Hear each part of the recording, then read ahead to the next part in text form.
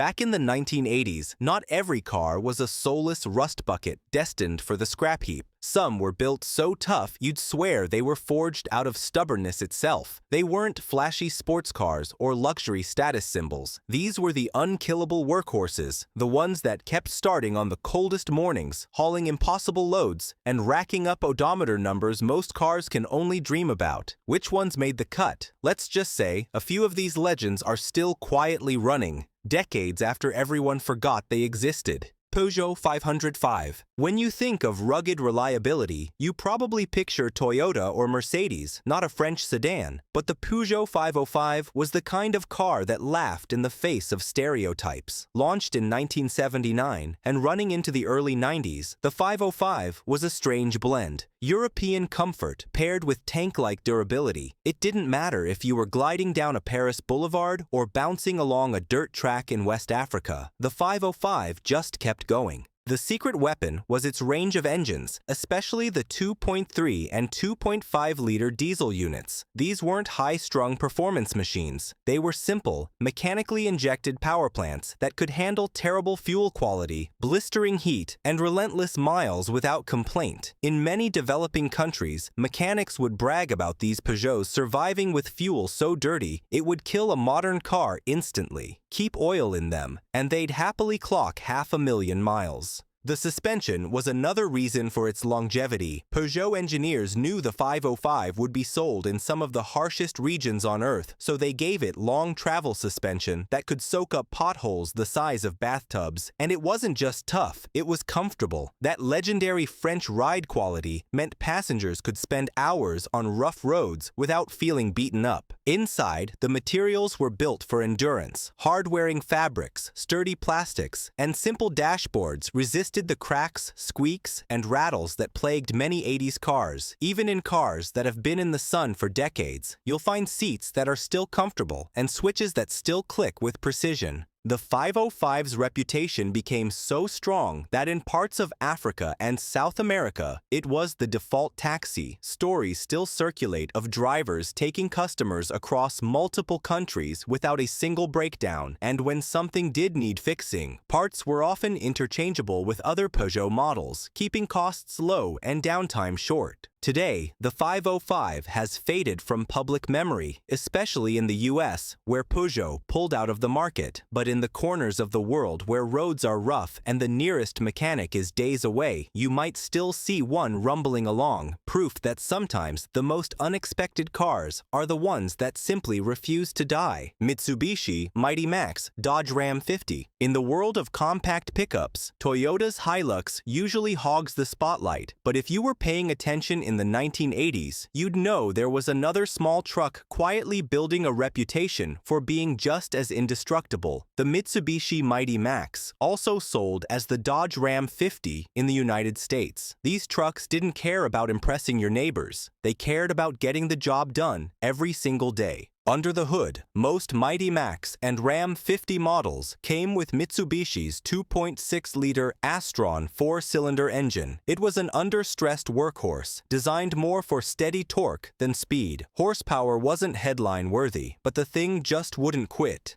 Stories abound of these engines running past 300,000 miles without ever being opened up. Keep up with oil changes and basic maintenance, and they'd start up like it was day one. The transmissions were equally stout. The 5-speed manual was the choice of people who wanted maximum control and minimum problems, while the 3-speed automatic, though simple, proved itself in decades of service. Both could take abuse without complaint, whether that meant endless stop-and-go city deliveries or hauling heavy loads up steep grades. The body-on-frame construction was pure old-school toughness. Farmers, landscapers, and contractors loved these trucks because they could take punishment without bending or breaking. The suspension used simple, durable leaf springs in the rear, and the steering was manual on many base models, meaning fewer parts to fail. That also meant you could feel every bit of feedback from the road or trail. Inside, luxury was non-existent. Vinyl bench seats, hard plastics, and minimal electronics made for a cabin that was easy to clean and even easier to maintain. The heaters were surprisingly strong, the visibility was excellent, and the controls were as straightforward as it gets. Perhaps the most impressive part of the Mighty Max Ram 50 story is how many were worked hard, day after day, without ever missing a beat. Many were used up long before they wore out, sold cheap, then put back to work by someone else. Even now, in rural towns and on small farms, you'll spot one of these little pickups still carrying feed bags, towing small trailers, or just running errands for an owner who knows they've got one of the last truly simple, unkillable trucks. The Mighty Max never got the fame of its rivals, but in the Durability Hall of Fame, it deserves a spot. It wasn't about hype, it was about hard work, year after year, without fail. Isuzu Trooper, first generation. If you wanted a vehicle in the 1980s that could carry people, cargo, and a sense of invincibility, the first-generation Isuzu Trooper was your answer. It looked like a scaled-down military transport, and in a way, it behaved like one. Rugged, slow, but absolutely determined to keep going, no matter the road, weather, or country you were in. The Trooper debuted in 1981 and immediately stood out in a growing SUV market. While competitors like the Jeep Cherokee were going for sleeker styling, Isuzu doubled down on function over form. The boxy shape wasn't just a design choice, it maximized interior space and visibility. And for people who bought SUVs back then, that mattered a lot more than swoopy lines. Engines ranged from a humble 2.3-liter four-cylinder to a larger 2.6-liter gas engine, with a few diesel options in certain markets. None of them were fast, but that wasn't the point. They were designed to be as close to unbreakable as possible. The diesels, in particular, had reputations for clocking insane mileages while sipping fuel like a miser. The four-wheel drive systems were mechanical, robust, and easy to service.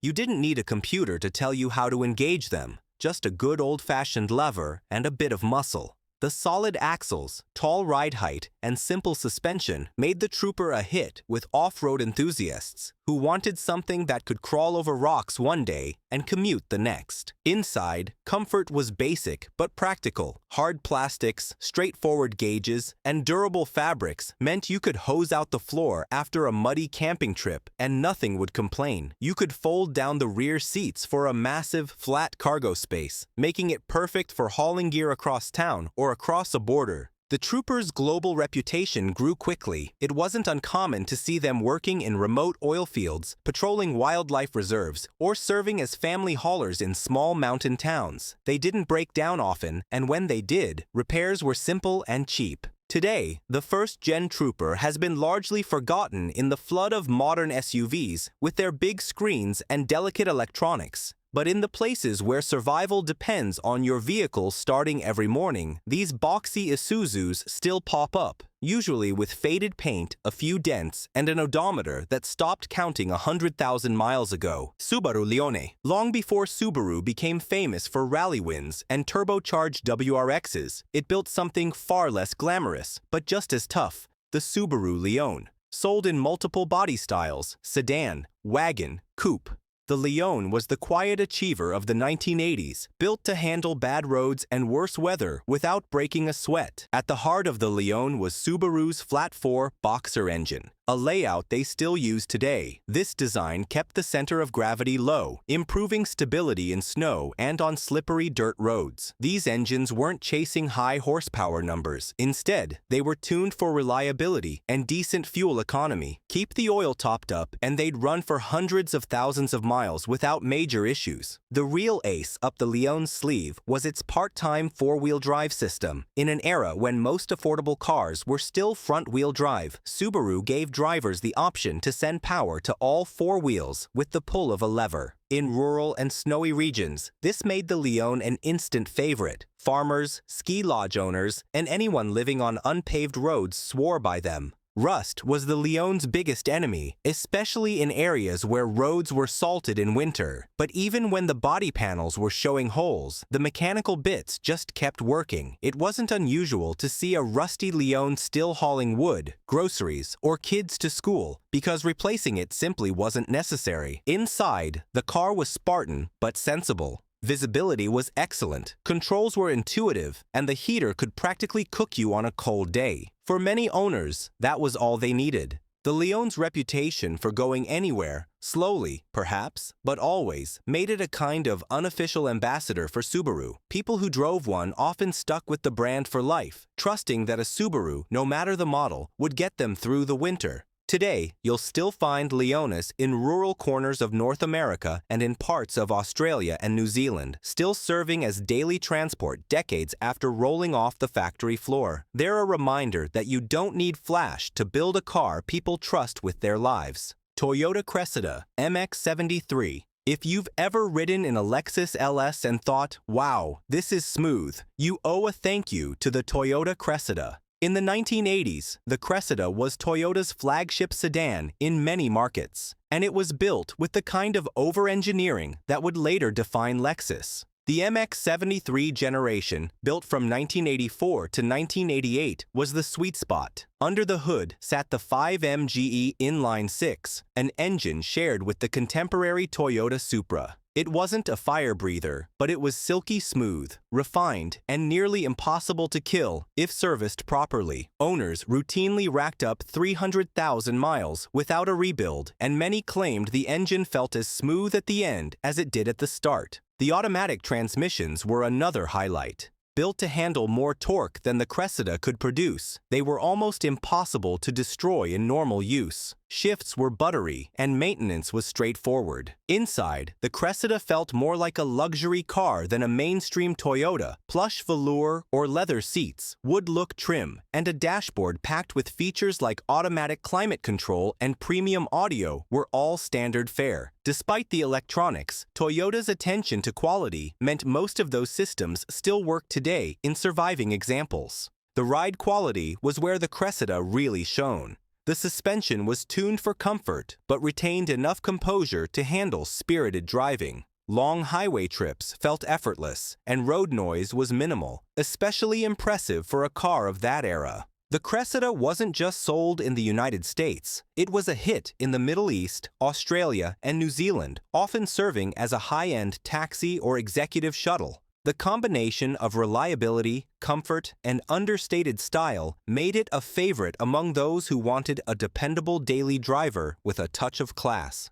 Today, the Cressida is a rare sight, mostly because many were driven until they had nothing left to give. But enthusiasts still hunt for clean examples, knowing they're essentially buying a pre-Lexus sedan with all the durability Toyota could pack into a car. For those in the know, the Cressida isn't just a forgotten 80s sedan. It's one of the finest examples of Japanese reliability and refinement coming together in perfect harmony. Ford F-150 7th generation. If there's one name in trucks that just refuses to die, it's the Ford F-150, and the 7th generation model, built from 1980 to 1986, was a perfect example of Ford's get-the-job-done philosophy. This wasn't a truck loaded with tech gimmicks or luxury leather seats. It was steel, simplicity, and stubborn reliability. The engine lineup read like a greatest hits album of durable American motors. The legendary 300 cubic inch inline-six was the working man's choice, low on horsepower, but unstoppable in torque delivery. If you needed more grunt, you could step up to Windsor V8s that were built to shrug off abuse. These engines didn't need to be pampered. They'd start after months in a frozen barn or days in the desert sun without complaint. The transmissions matched the engines in toughness. Whether you chose the heavy-duty 4-speed manual or the bulletproof C6 automatic, both were overbuilt for the power they handled. Farmers and contractors loved them because they could take heavy loads, sloppy shifts, and towing well beyond the recommended limit. The F-150's body-on-frame construction made it a literal workhorse. Solid front and rear axles were as simple as they come, with leaf springs in the back, designed to carry everything from lumber to livestock. When parts wore out, and it took a long time for that to happen, replacements were cheap and easy to install. Inside, it was all about practicality. Bench seats, big controls you could operate with work gloves on, and a dashboard that made sense without a manual. Comfort was basic, but owners didn't buy these trucks for luxury. They bought them because they knew the F-150 wouldn't leave them stranded. Today, many of these 7th-gen F-150s are still working. They might be covered in dents and wearing mismatched panels, but the engines still fire up, the gears still shift, and the beds are still hauling loads. In an age where trucks are crammed with fragile electronics, these old workhorses are a reminder of when "Built Ford Tough" wasn't just a slogan, it was a way of life. Mercedes-Benz 190e W201. In the early 80s, Mercedes decided to build a smaller, more affordable sedan, but instead of cutting corners, they poured their usual engineering obsession into the project. The result was the W201 Mercedes-Benz 190e, a so-called baby Benz that proved small didn't mean soft. This car was engineered with the same philosophy as the legendary W123, overbuild everything. From the suspension arms to the door hinges, every component was designed for a lifespan most manufacturers wouldn't even dream of. The result? A compact luxury sedan that could rack up 400,000 miles without breaking a sweat. Engine options ranged from sturdy 4-cylinders to the smooth M103 inline-6. The most famous might be the 2.3 and 2.5-liter 4-cylinder engines, which were simple, fuel-efficient, and extremely reliable. Paired with either a manual gearbox or a well-built automatic, the drivetrain felt tight and precise long after rivals had turned sloppy. The interior was pure Mercedes, high-quality plastics, thick carpeting, and MB-Tex vinyl that seemed immune to wear. Switchgear clicked with mechanical precision. Even after decades, many 190Es have dashboards without cracks and seats without tears, a rarity for any 80s car. Handling was another strength. The multi-link rear suspension was a Mercedes innovation that balanced comfort with sharp road manners. Owners loved that they could drive all day in comfort, then still enjoy a twisty road without the car feeling out of its element. Globally, the W201 earned a reputation in taxi fleets and among traveling salespeople who needed something dependable and comfortable for serious mileage. In many parts of the world, these cars are still earning their keep daily. In short, the 190e was a compact sedan built with the durability of a tank, the refinement of a luxury cruiser, and the practicality of a daily driver. For those who own one today, it's proof that Mercedes once built cars to last lifetimes, not just leases. Toyota Hilux, 4th generation. If you've ever seen a truck that looks like it's been through a war, and sometimes literally has, it might have been a Toyota Hilux. The 4th generation, built from 1983 to 1988, cemented the Hilux's reputation as the most indestructible small pickup on Earth.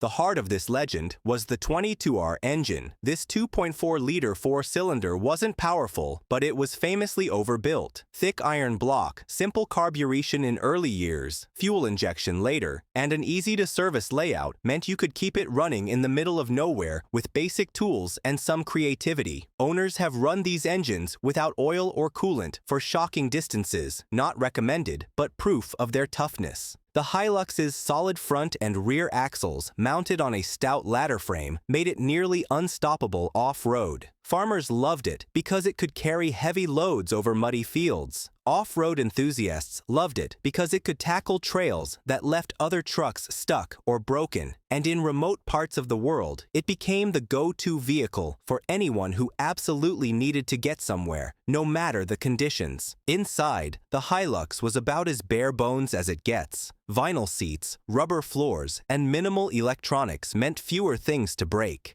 But the heaters were strong, the visibility was great, and the controls were simple enough that anyone could figure them out. Rust was one of the few enemies the Hilux couldn't completely beat, especially in areas with salted winter roads. But mechanically, these trucks just kept going. Even when the body looked like it had been through a demolition derby, the drivetrain would be ready for more. Today, the 4th-gen Hilux is a global icon. In rural areas, many are still hauling, towing, and climbing their way through daily life decades after leaving the factory. It's a truck that earned its unkillable status the hard way by surviving whatever owners, nature, and time could throw at it. Volvo 740-760. When you think of Volvo's legendary durability, the 240 usually hogs the spotlight. But in the 1980s, the bigger 740 and its more luxurious sibling, the 760, were quietly proving they were every bit as tough, and in some cases, even more practical. Introduced in 1982, the 740 and 760 were part of Volvo's plan to move slightly upmarket without losing their core identity. They kept the boxy, no-nonsense look, but added more space, better highway manners, and an even wider range of engines. The most famous were the red block 4-cylinder engines, which seemed to be built from the same stuff as medieval castle walls. In both naturally aspirated and turbocharged forms, these engines routinely sailed past 300,000 miles with little more than basic maintenance. For buyers who wanted torque and efficiency, Volvo offered 6-cylinder diesels co-developed with Volkswagen. Slow? Yes. But they could rack up mileage like an airplane, just without the speed. The bodies were generously undercoated, and rust protection was excellent for the era. The interiors were designed with Scandinavian practicality in mind. Comfortable seats, clear controls, and materials that aged gracefully. Many 740s still have their original upholstery, looking decent after decades of use. Mechanically, everything was laid out for easy service. Whether you needed to change a water pump or replace brake pads, you didn't need to be a professional mechanic to keep a 740 alive. Parts availability was good then and remains surprisingly strong today. Owners loved these cars for their ability to handle daily driving, long road trips, and even light towing without complaint. In cold climates, the heaters could roast you, and the engines always seemed willing to start, even on bitter winter mornings. Today, the 740 and 760 are often overshadowed by the 240's cult following, but they share the same DNA: overbuilt, safe, and endlessly repairable. For those in the know, they're a hidden gem in Volvo's back catalog, a big, comfortable, endlessly loyal companion. Chevrolet K5 Blazer, square body. In the 1980s, the Chevrolet K5 Blazer was the ultimate expression of American SUV toughness. This was before SUVs were mall parking lot royalty. The K5 was a short wheelbase, full-size truck with serious off-road chops and a frame strong enough to tow or haul almost anything.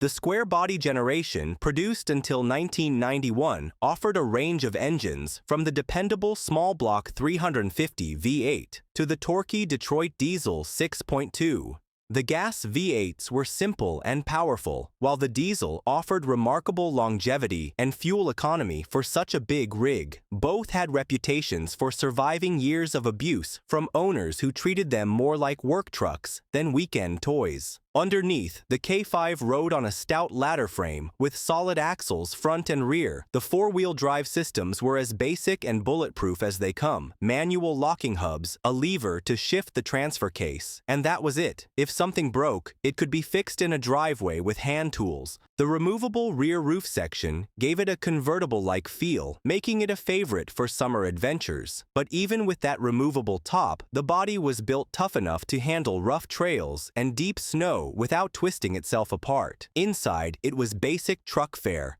Big bench seats or simple buckets, vinyl floors on base models, and minimal electronics. This was before power, everything was the norm, so there were fewer parts to fail. The HVAC systems were oversized and effective, and visibility was excellent. K5 Blazers were popular with outdoor enthusiasts, farmers, and off-road clubs for good reason. They could go anywhere, carry anything, and come back for more. Many of the survivors today are still working, hauling boats, towing campers, or tackling muddy trails. If you see one rolling down the road now, it's usually with a few dents, a layer of mud, and an owner who knows they've got one of the last true full-size SUVs built to outlast its driver. Honda Accord, third generation. In the mid to late 1980s, the third generation Honda Accord quietly became one of the most reliable and best-built family sedans in the world. Sold from 1986 to 1989, it offered a perfect mix of refinement, efficiency, and toughness that made it a favorite across the globe. Under the hood, you got a 2.0-liter four-cylinder engine from Honda's A-Series family. These engines were smooth, fuel-efficient, and most importantly, built with the kind of precision engineering Honda was becoming famous for. With regular oil changes, they could easily surpass 300,000 miles without burning oil or losing their composure. Transmissions were equally dependable, whether you opted for the precise 5-speed manual or the smooth automatic. Both could handle years of stop-and-go commuting, highway cruising, and even the occasional spirited drive without complaint.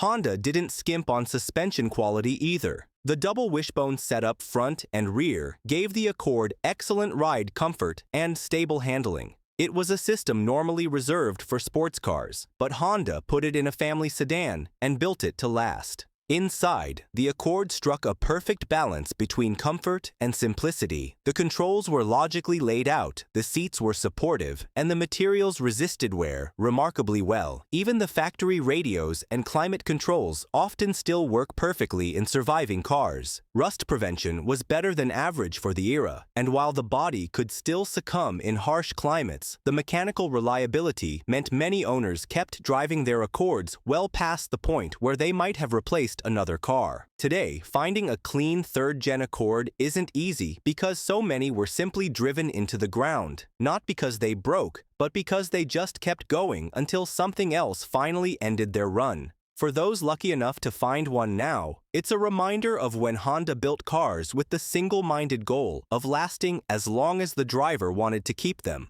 The 1980s gave us plenty of forgettable cars, but these weren't among them. These were the machines that didn't just survive the decade, they survived the decades that followed. Some still work daily jobs, others sit as cherished classics, but all share the same stubborn DNA. They were built to last forever.